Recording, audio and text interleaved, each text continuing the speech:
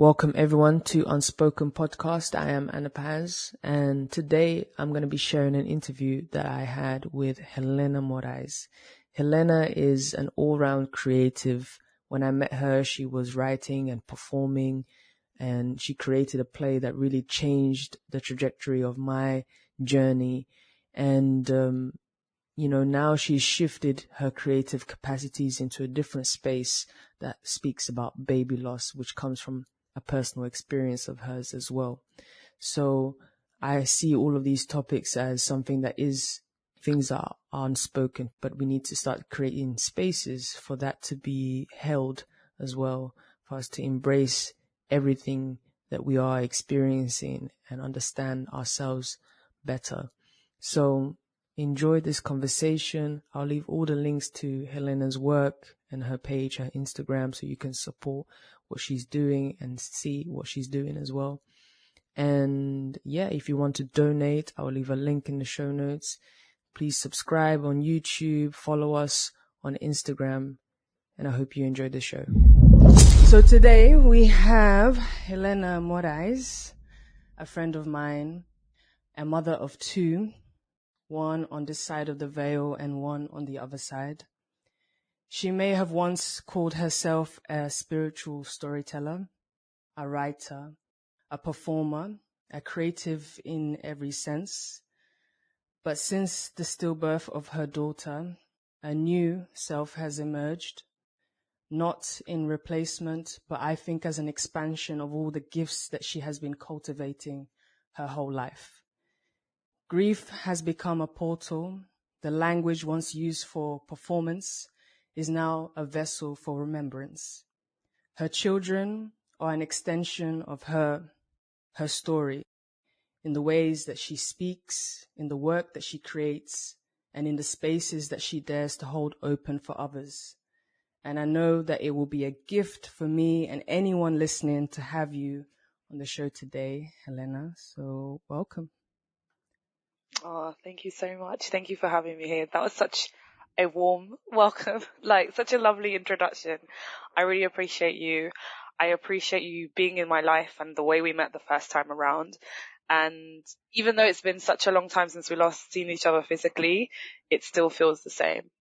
And yes, I'm very happy to be here chatting with you. Thank you so much. I really appreciate you being here. And likewise, I feel like it's like no time has passed. And I think it's been at least 6 years or more, maybe. Yeah, it's been a while. Like 2018, I think, unless I saw you a little bit after, like 2019, but maybe. Yeah, it's been a long time. So before we get into anything, I just really want to start with asking how you're doing, how your day's been, and what is actually present. Yeah, so as we are speaking right now, it's been an all right day. Like, it's been sunny. I feel like I always rejuvenate with the sun. I feel like most people do. I don't know. The sun just has such a great power, and you can't underestimate that. Like, I was in Brazil earlier this year, and I was saying, like, even if I was feeling heavily depressed in that moment, it just felt like the sun was just giving me some really healing energy. Yeah, so the sun has been great, even though it's like boiling hot, but still welcome. I do have a slight headache, but I think it's just tired. That's it. But yeah, I feel good. I want to ask you about your early years. You're talking about heat and sun, and I know that you were not born in this cold country, even though I'm not in England right now. I'm in a colder country. But yeah, tell me about your early years, where you're from, where you were born, your family. So I was born in Portugal, Seychelles, Margem Sul. I come from a really big family, and family has always been like my last name, Morais. I would hold that up like it's the best thing in the world. Like, it was such a pride to be a Morais.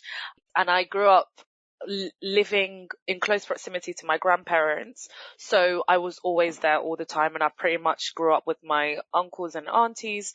They were like my brothers and sisters almost. They're not that close to me in age. They're about like 15 years older. But like, we had such a close-knit relationship, and I always felt really safe with them. My granddad has a restaurant that you actually been to. Oh my God. I feel like you're my only other friend. My best friend's been there, who's actually been to my granddad's restaurant. He's a bit of a character, I can't lie, but yeah, it was just always so good growing up, knowing that you've like your granddad's got a restaurant. I almost felt like I was a royalty. I can't even lie. And I think one of the main things in my childhood was that what was instilled in me very young from both my granddad and my dad was that I should grow up to be independent and to do what I feel like I want to do. Like, just do it. My dad always used to say, money should never be a barrier. And I feel like those things really stuck with me to this day, where it's just like, if I want to do something, I'll go ahead and do it. Sometimes I might not follow through, which I don't like about myself, but I feel like I've changed in that way, in some ways. But I will begin the idea, it will be started. And yeah, I'm grateful for my dad and my granddad for that. I mean, the fact that my granddad has a restaurant, he left Angola as a refugee, and they were quite well off in Angola. They had to come to Portugal with absolutely nothing, but he brought diamonds because he used to work in a diamond mining thing. So he brought diamonds to Portugal. I won't tell you the story of the transportation because my mum will kill me, but the diamonds were brought illegally to Portugal, and he used that money to open his restaurant. Wow, that is crazy. So he had diamonds that were being mined, I guess, in Angola, and that was his way of sort of like surviving in Portugal. Because I guess they came. Did they come legally, or how? Not to put anyone out there. They did come legally in it. They came legally, but as refugees, right? And you know how it's like being a refugee, the treatment that you get in Portugal. I mean, they're racist now still. Anyway, imagine back then, right? Yeah, he brought those diamonds, and you weren't really allowed to be bringing. That was, what's it called, contraband or whatever. I'm really interested, actually, like to understand more about the stories of those who left Angola after the civil war, because my family is a similar thing as well. So, and there's so much that is unsaid, I guess, because a lot of it was somewhat illegal, or people were doing things obviously in order to survive and to flee war. But I feel like there's so much richness and so many stories that are there that actually give us a bit more context about, like what they went through and what it is that they created in the space that they were then living. Yeah, absolutely. Absolutely. And the fact, I mean, just to think of it, right? A refugee, like when you think an idea of a refugee, you think someone who, I mean, it's a terrible like misconception that people might have. Just because someone has left their country, already you're thinking it's someone who's poor, someone who's not well off, all these different, misconceptions of people. But they were, wealthy in Angola, and he thought to bring something with him so that he would be okay in Portugal. Because I can't imagine the world that they would have lived in if they had to work from the bottom up in Portugal. Not to say that they didn't have to do that. And it's like what you said, right? The stories that you don't really hear about. And like, it's crazy that a lot of the people who left Africa to go to Portugal, so people from Cabo Verde, Guinea, Mozambique, we don't actually know their stories. Like, we don't know anything because it's nothing that's ever spoken about in Portugal. You're definitely not taught that in school. I'm sure there's someone that's writing about it, surely. I'm finding it really interesting to ask older people in my family about these stories, but I do see, maybe your family is not like that, maybe because they have a slightly different narrative, but I see a hesitation sometimes to reveal certain things.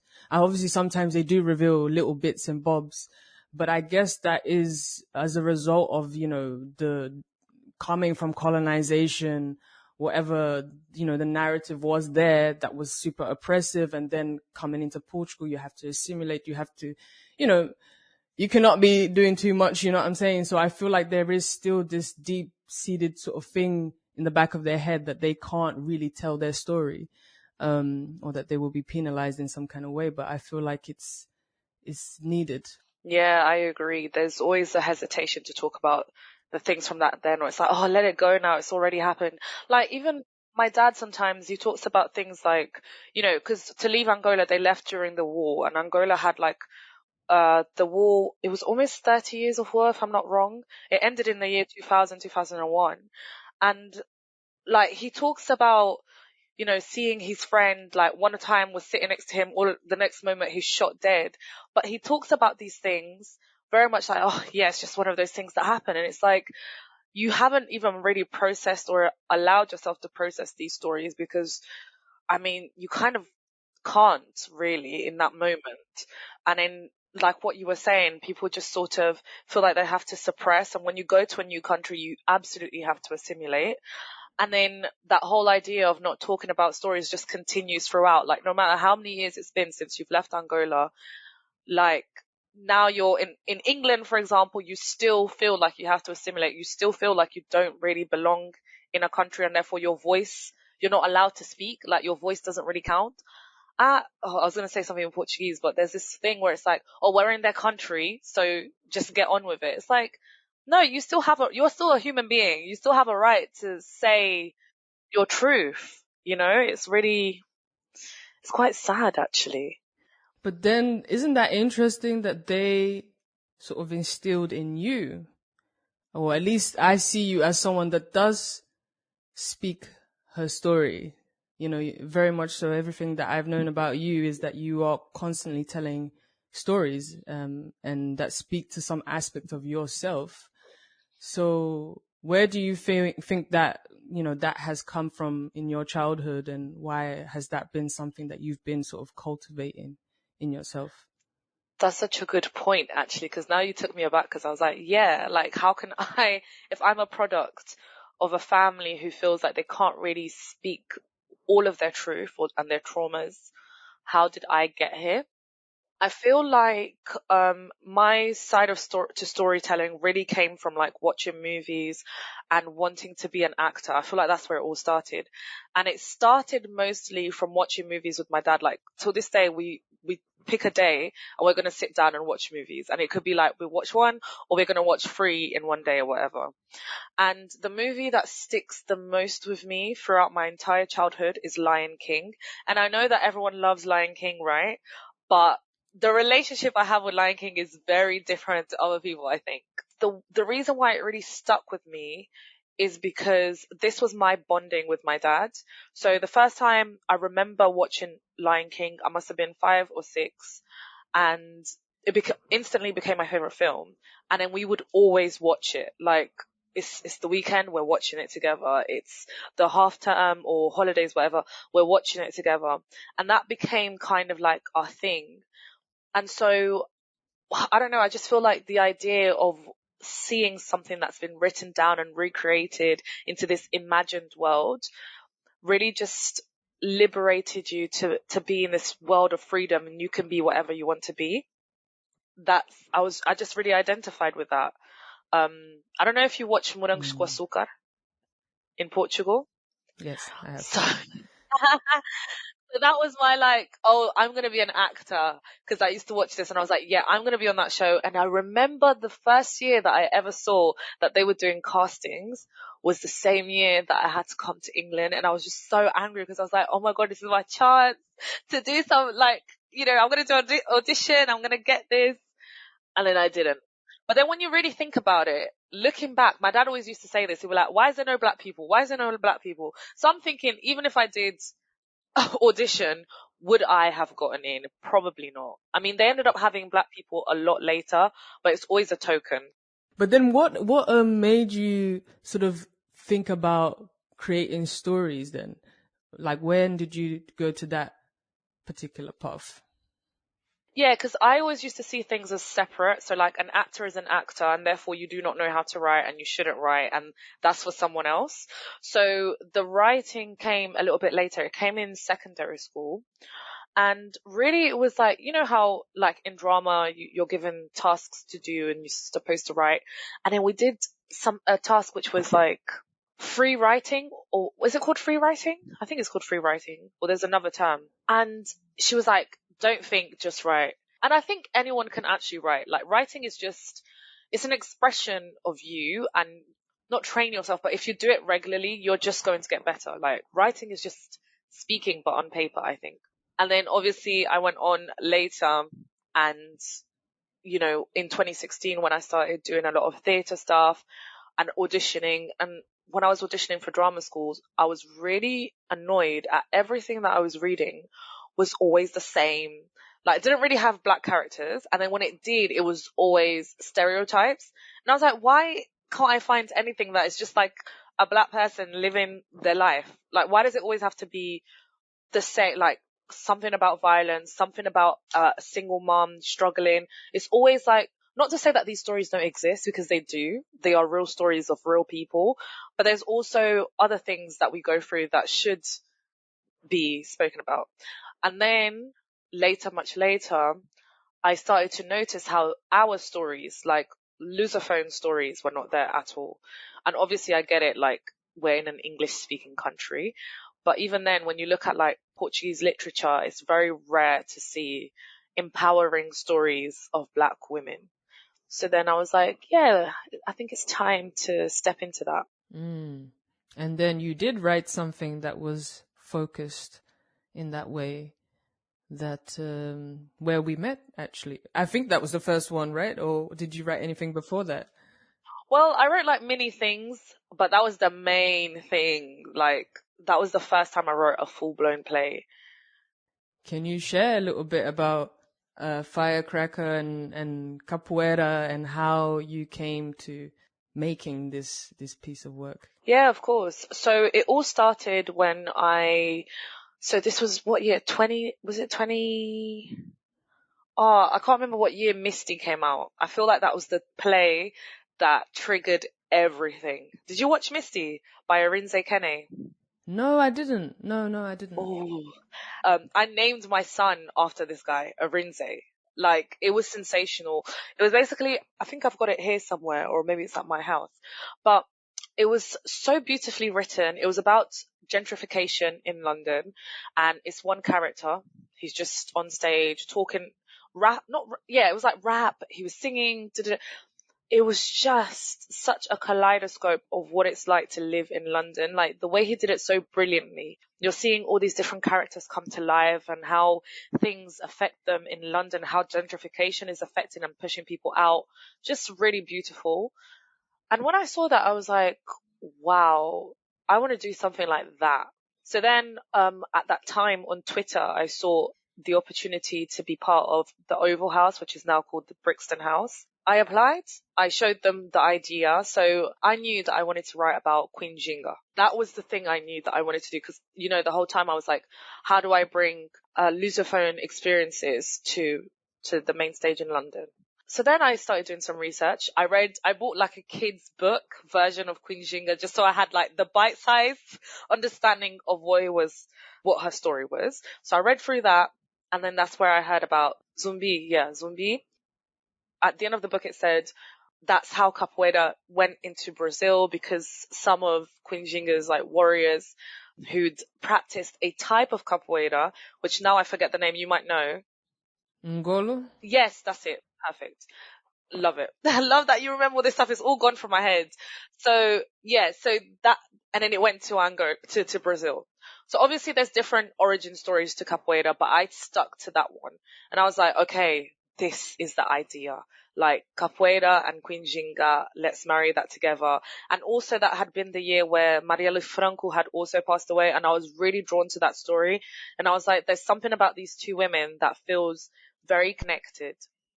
So then, yeah, I ended up going to like capoeira classes, and I was like, oh my God, this is sick. Like, why have I never done this before? I felt very connected to my roots. I was like, wow, I feel the ancestors with me. Like, I feel like I know who I was somehow, even though it was like an unspoken thing. So we did the audition, and I knew that I only wanted Lusophone women. That's it. No one else. I don't want but I can, I've been to Brazil, or I've been to what? No, you have to be.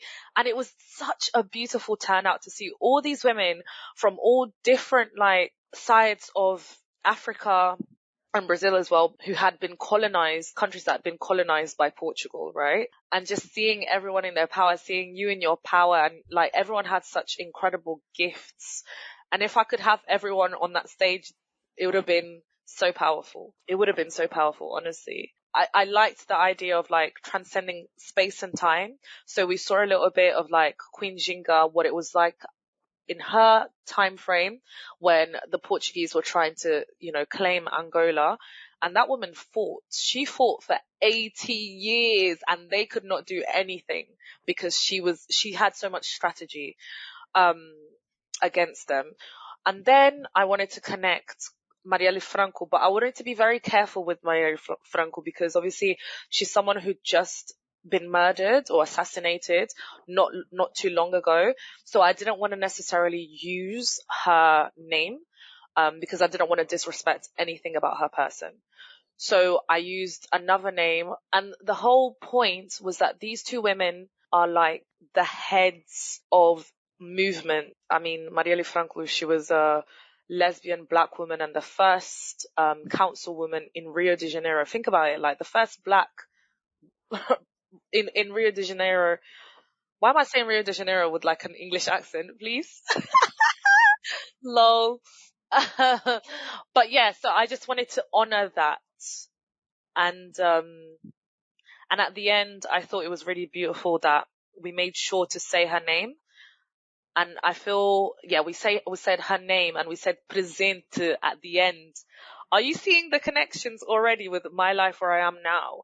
Like now with like a lot of the work that I do with grief, which we're obviously going to get into in a bit, I deeped it the other day and I was like, rah. For a long time, I've always been one to say her name, say their names. Like people who have been here and have meant something to someone, they deserve to have their name said. And Marielle presente.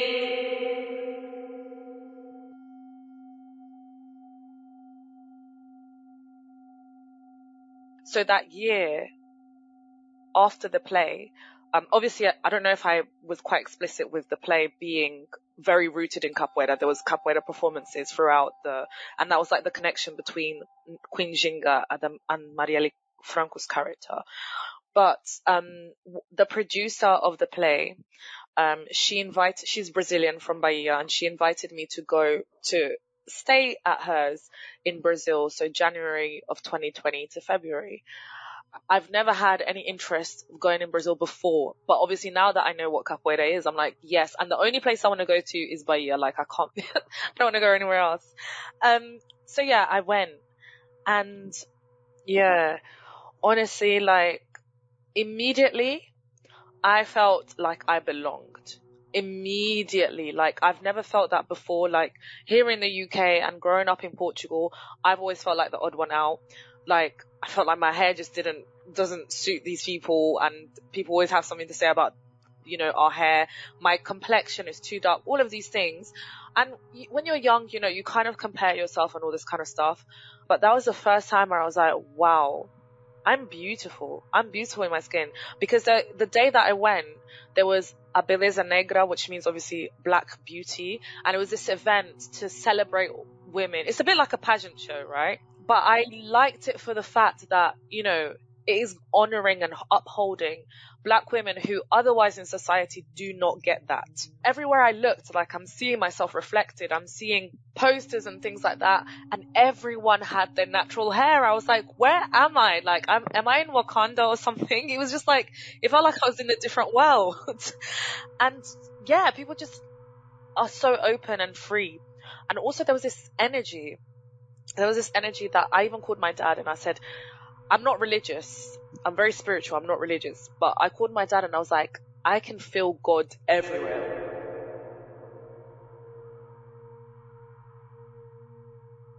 I really resonate with what you're saying about going to Bahia and feeling the presence that is there and how much you just feel normal there because everyone looks like you. So, and that feeling, Helena, I was like, I have never felt this before.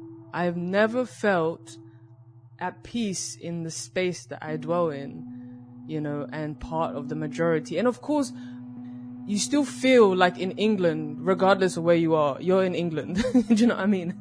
And Portugal's the same thing. You can go to Lisbon, there's areas where you're going to see a lot of black people, but you know you're still in Portugal. But there's something about being in Brazil and understanding the context of that land. There's something about that land. And then when you know that the majority of the people who dwell in that place are of African descent, it's just something about that I don't know. I think for me it was just that I felt safe. Actually, I felt safe, very safe. I want to segue now into, because you spoke about it a little bit, how it's mirroring, Marielle present, and talk about Milas present.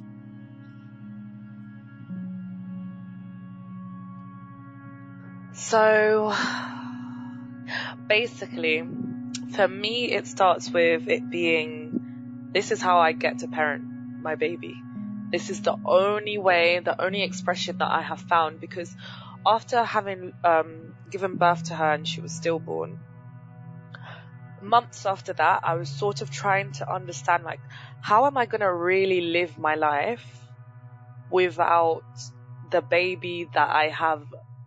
Like, I can't pretend that didn't happen. There's no world where you can pretend to yourself that never happened. It's impossible. Like, you had all the clothes, you had the baby shower, like, you pushed this human being out.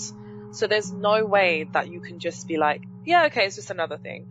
I mean, people get so bogged down if they, let's imagine, have written like a dissertation, for example, for university, and imagine the whole thing gets wiped out. Some people could have a whole fit out of that, right? Because they put their blood, sweat and tears in that.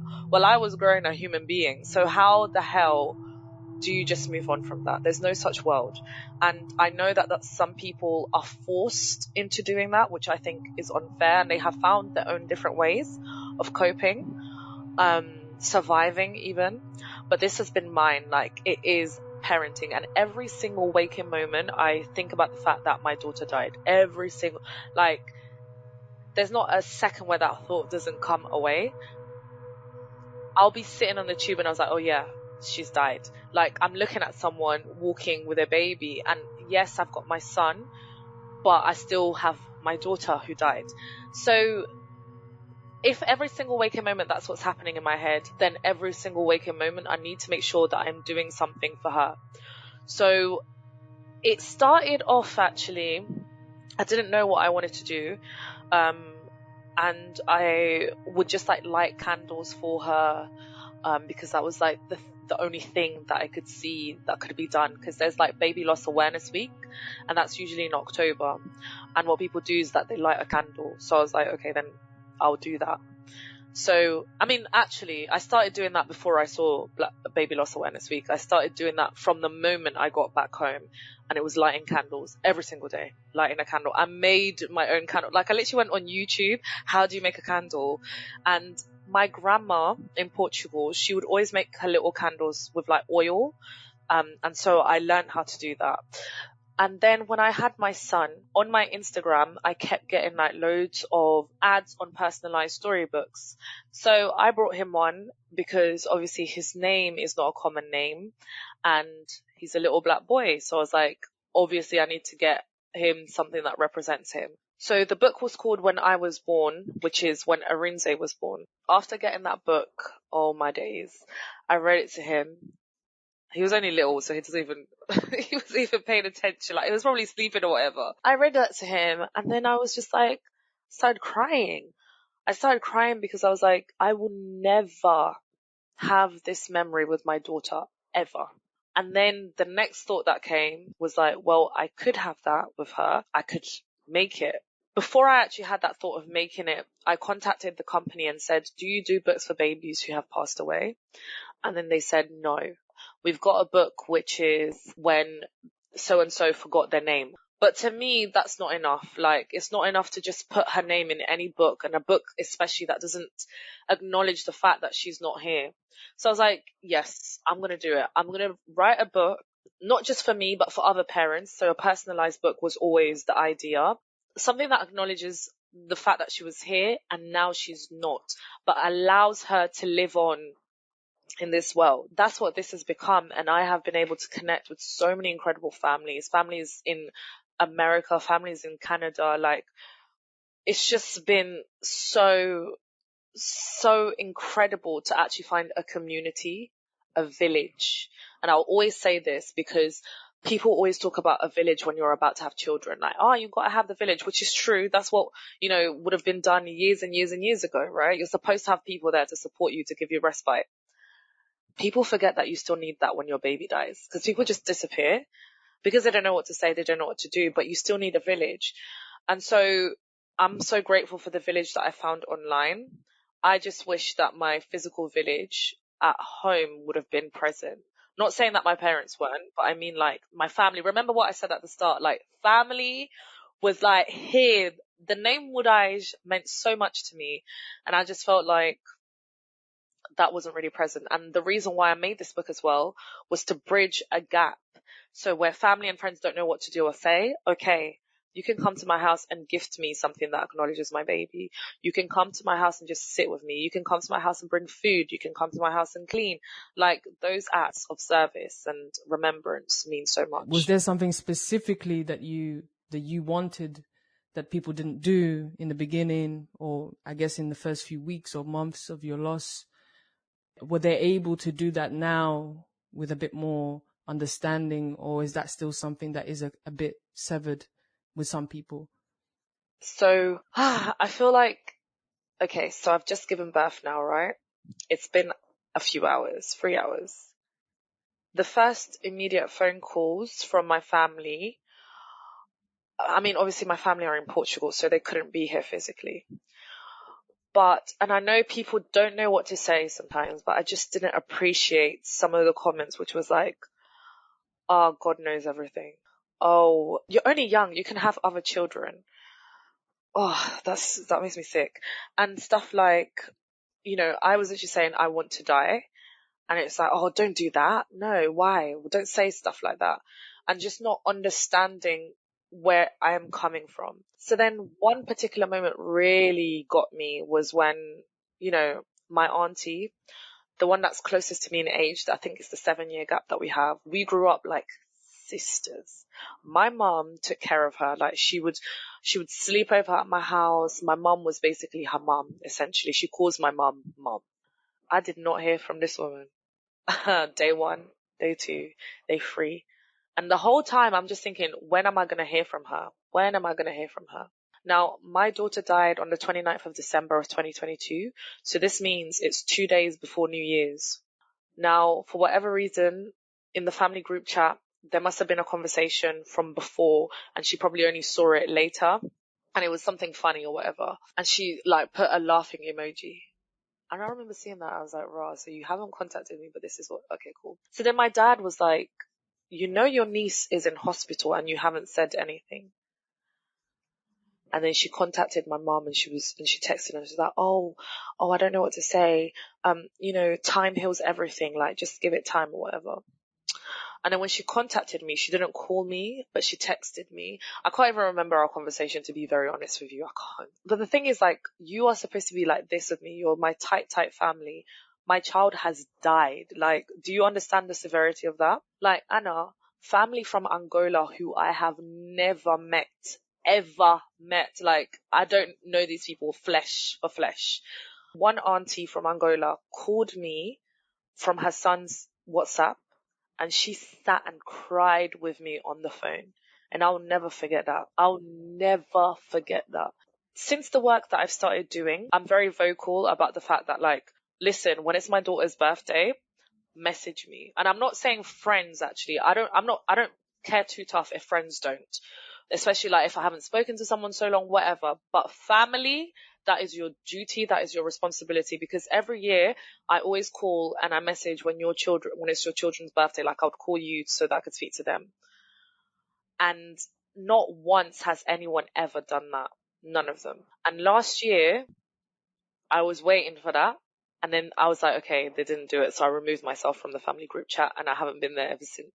The one auntie who has been very supportive is an auntie who I believe, from what my mum has said, has experienced a loss herself. And I think her baby was 6 months, but I don't know this. She's never spoken to me about it. But she every day likes every single post I make. She likes any story I make. The other day, she even messaged me to say, "Oh, you didn't post the Portuguese version of your post." Like, that's how on it she is.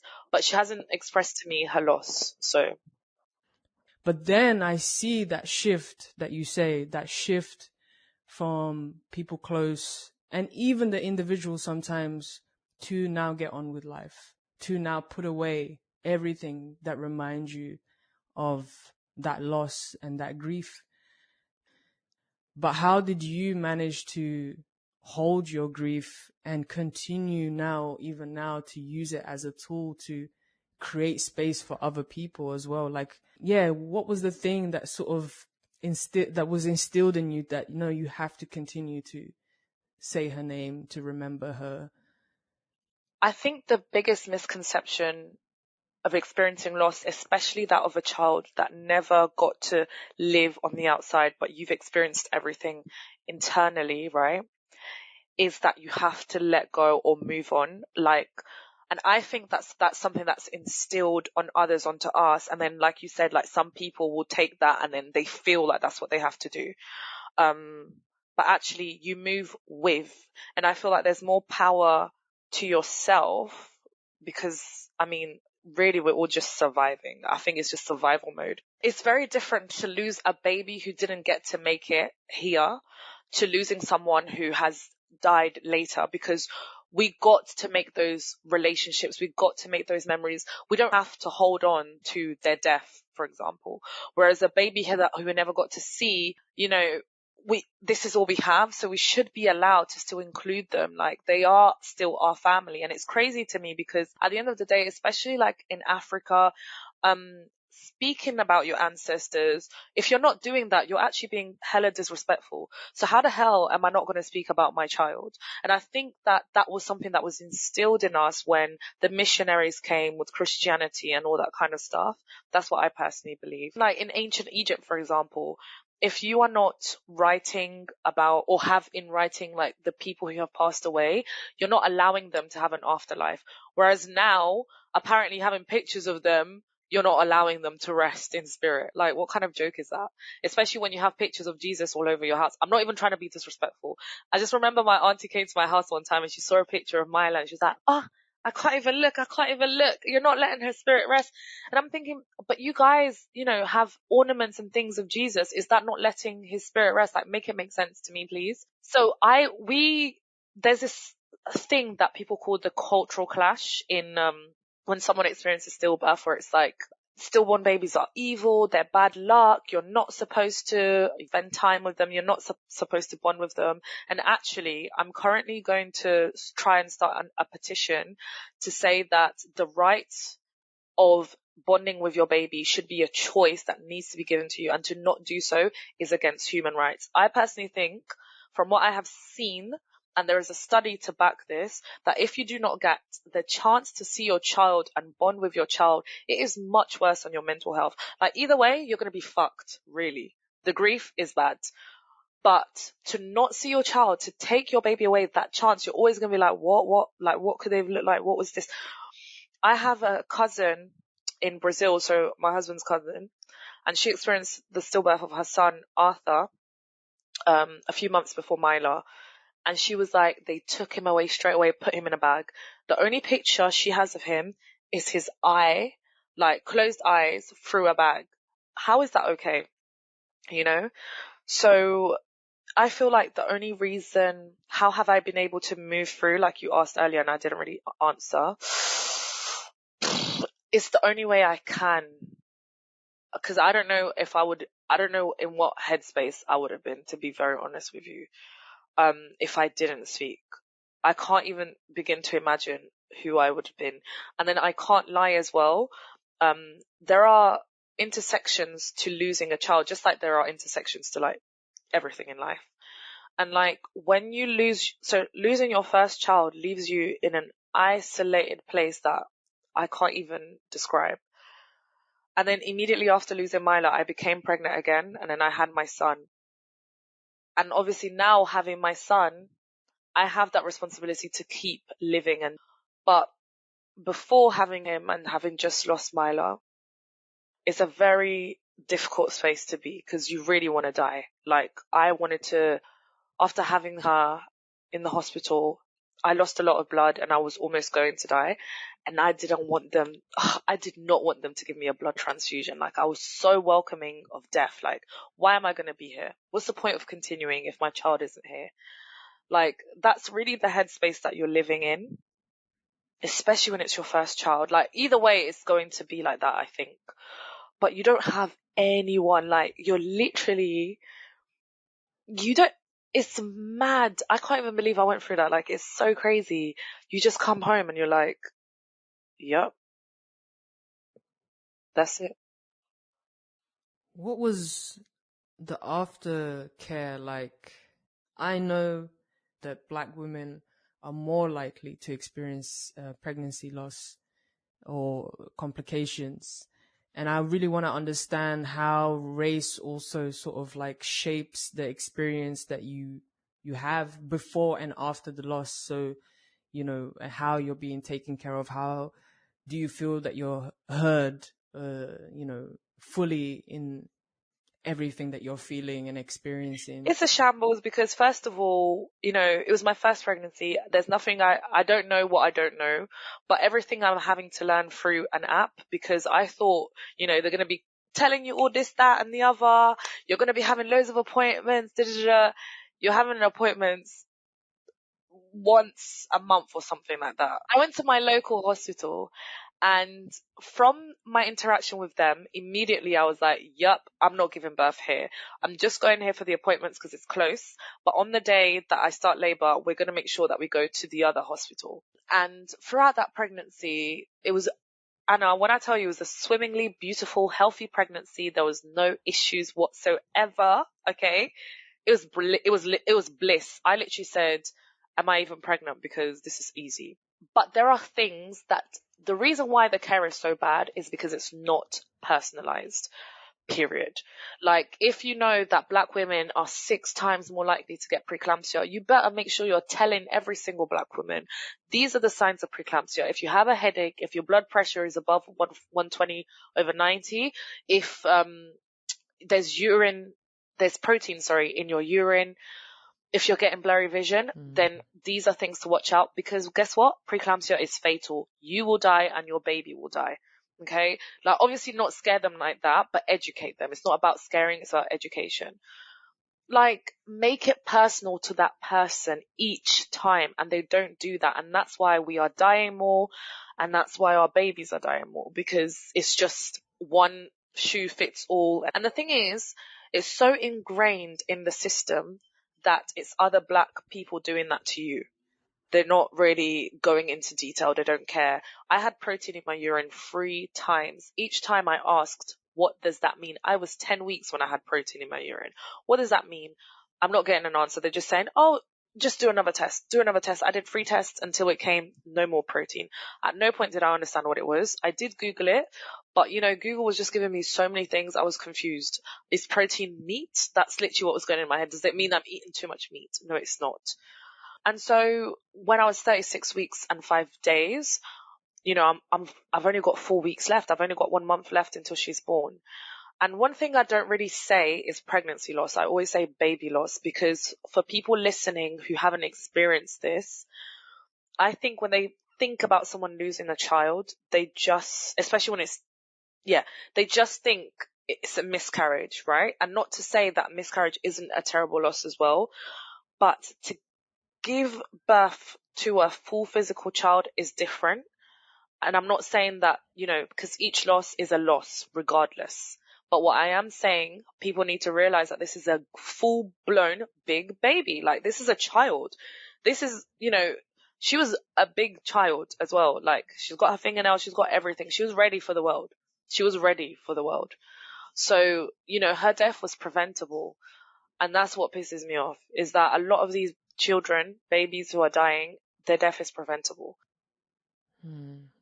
And do you feel that there was something instinctually that you were feeling throughout the pregnancy then, that if you felt like you were actually, when you were asking those questions, that they would actually give you some indication that maybe there could be a problem, that then you could act on that. I hear a lot of stories, from some friends, experiences that they've had where they intuitively feel things, but they don't feel like they can really advocate for themselves because the space is not really being created, that safe space. Yeah, definitely. Yeah, 100%. It is that you don't feel like you have a safe space to speak, so you kind of don't, or you second guess and you think, okay, well, if they're not saying anything, it mustn't be that bad. I remember specifically that protein moment. I was like, what does that mean? But if they're not saying anything, it's not that bad. And it's always like the worst thing to do when you're pregnant is to put everything in their hands. You know everything. It's you. Like, you can feel your baby, you understand. There were certain things that I was feeling, but again, I was like, no, they will tell me. It's never like that. And they always love to second guess what, especially with Black women, right? So you say something, oh, it's not that bad, or no, you're not. Like, people will say, oh, I'm in labor. No, you're not. What do you mean? Like, do I not know what I'm going through? And just quickly, you asked about obviously the aftercare, and I forgot to answer. Immediate aftercare in the hospital, obviously you're dealing with a baby who's stillborn, so the aftercare was great from one particular midwife. She was amazing in looking after me. There were some things that I feel like she could have done better, and that's like encouraged me to understand what it means to spend time with my child, because she asked me twice if I wanted to see her, and I said no every time, and I just wished she took my hand and explained why I should. Compare to other parents, what have they done for their children, why it matters. You might not want to do it now, but you can't go back to this moment. Take those pictures, take those videos, take a lock of her hair, don't have that. Take the mold of her hands. Everything should be given to parents, every single opportunity, because you can't get that back. Even if they don't look back, they might want to in 20 years. Then the other aftercare is, I've now come home, I get a visit. But that visit, you're supposed to get several visits, by the way, because you still gave birth and your body is still going through it. I had one visit, the lady was like, yeah, I'm coming back. I'm still waiting. It's going to be 3 years in December. Where is the woman? And I just remember it felt like she just came to collect my books. Like, one of them was crying. It was her and a student midwife, and the midwife was crying with me. But it was just like, it's just another thing that happened. My GP didn't even know. I'm having to explain every time that my baby's died. Like, why do I have to go through it again and again? You should already know. The aftercare is very poor. Very poor. Like, not giving me the resources that I need. I have to look for things myself. Like, it's ridiculous. I had counseling for 6 weeks, which is good that they give you that. But after the 5th week, the lady just fell off, like, disappeared into the ether. This is why I'm happy that you are doing the work that you're doing. You'd think that when you go on that journey, when you are going on that journey, I guess you have a midwife and you have people that can give you advice, but like you said, it's not personalized. It has to be personalized to you and to your body and your experience. And you also have to have your voice being heard. Like, how can we cut that connection from mother to child when that is the thing that is most intimate and that probably can give the most context to what is needed, because you're already having a relationship with your child. That's the way that I'm seeing it. It's like you already have been cultivating and having a relationship with your body, with that child. And then it's like, as soon as you step into this space, you don't have a voice. After having this loss and talking about the body, because that is something that I'm super interested in, the body as an archive, the body remembering, the memory that is in the body. How did you navigate coming back to your body? And were there any practices that helped you sort of like reconnect with yourself, or is that still obviously something that you're maybe still processing? Yeah. So I hated my body. I hated it with a passion. If I could cut off my belly, I would do it. Like, I couldn't look in the mirror. I couldn't allow anyone to touch my belly. Like, my mom, obviously you have to push the uterus down, right? And that's what they're supposed to do to you in the hospital. I don't think they did it to me. I can't remember. But my mom did that to me in the bathroom, in the bathtub in her house. And that was just excruciating. Not for the pain of what it felt like, but for the fact that I am being touched in a place that didn't protect my child. But I feel like after having my son, I built a new relationship with my body because I had to, right, by force. And then, immediately after losing Myla, I became really obsessed with like mediumship and spirituality and all that kind of stuff. And I was reading this book and it spoke about something called the Osho meditation. Don't know if you've heard of the Osho meditation, but it's basically a different kind of meditation. We're supposed to be quite cathartic. So there's like 5 different stages. And the first stage is supposed to be like 10 minutes of silence, then 10 minutes of like running around, erratic movement, then 10 minutes of like making a weird sound, then 10 minutes of dancing, then 10 minutes of stillness. Somehow that brought me back into my body, but not my body as in like a physical sense of my body, but my body as a vessel for my soul. And I started to respect my body for that, for the fact that it is housing a spirit still, and how that spirit can connect with my daughter. And I was like, if I have given the liberty to continue living, then I need to continue living, allowing myself to live for her in her legacy and finding a way to continue connecting with her. And so that's why I did that kind of work. And so then how would you say then the work that you're doing now has become, or maybe it hasn't, but I think it has become the container for your healing? And since I'm really interested in ancestral work, do you consider it as a form of ancestral work? It is ancestral work, because just like in the same way, obviously ancestors are typically supposed to be people from who are older, right? And like what I was saying earlier, like you're supposed to do offerings and you're supposed to do this, that stuff that we've lost because we've become, that's considered barbaric or like witchcraft or whatever, which is ridiculous. And yeah, I'm doing that, but obviously for someone who should have been my predecessor, the word, I really struggled with the word healing. I can't lie with you, because for some reason I felt like it was synonymous with sort of moving on and no longer feeling. After losing Myla, I was like, feeling the pain feels good because it means that I'm still feeling connected to her. Being sad felt good because it means I'm still close to her, like I'm still close to that. But then I had to realize that my daughter isn't the trauma. The trauma is what happened, but I can't keep her connected with the trauma. And this is why I think a lot of people who end up having to stash away anything to do with their children and never speak about them is because they connect them with trauma. But actually, she's more to that. She was love before that. She was excitement before that. She was expectancy before that. We have memories, like pregnancy memories. And so last year in October, I had a series of lives on Instagram asking parents memory questions from their pregnancy, because no one ever asks those questions. And it's like, think about that, because my baby isn't her death. Like, she was alive. So I spent 257 days with that baby. Like, we got to know each other. So the healing part has now sort of become understanding that I can still try to look after myself and take care of myself in the same way that I would have done if she was here, to her, but not in any way letting go of her. I can't imagine a world where I do that. I would want her to know that I cannot wait to see her. And I know, like, sometimes when people say that, people think, oh my God, are you suicidal? Like, I'm not suicidal, but sorry, I don't know why I'm saying it like that, sorry. Oh God, it's so intense. Yeah, I'm not, it's not like in a way that I would, end my life purposefully, but I am really looking forward to seeing her.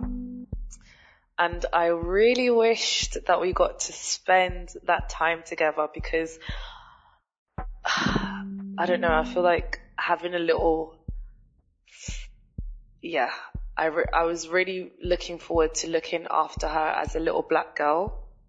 And I hope that wherever she is, she can feel that I am mothering her to the best of my potential, and that she keeps showing up for me in different ways. I think that is what I'm understanding to be healing, is that actually you don't forget, you remember, you feel, and you find a way to hold everything. And that's healing. Helena, thank you so much. Thank you. That's all I have to say. I have so much love and gratitude from afar, like I said. And yeah, I really appreciate the person that you are. Thanks, Anna. Same here. Same. I'm so grateful